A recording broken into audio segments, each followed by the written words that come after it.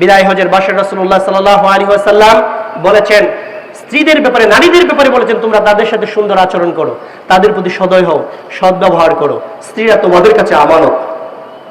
অতএব তোমরা তাই তাদেরকে খাওয়াবে যা তোমরা খাবে, তোমাদের স্ত্রীদেরকে তোমরা তাই পড়াবে যা তোমরা পড়বে।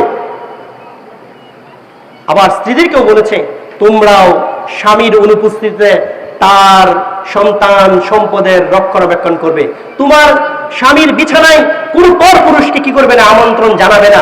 তাহলে বোঝা যায় স্বামীরও দায়িত্ব কর্তব্য আছে, স্ত্রীরও দায়িত্ব কর্তব্য আছে।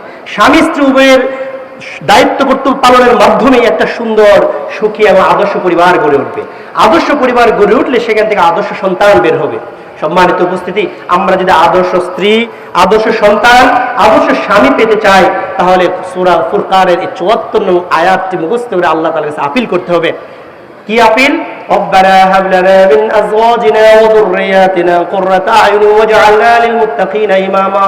হে আল্লাহ, আপনি আমাদেরকে এমন স্ত্রী, এমন স্বামী, এমন সন্তান দান করুন যাকে দেখলে আমার চোখ জুড়িয়ে যায়, মন জুড়িয়ে যায়।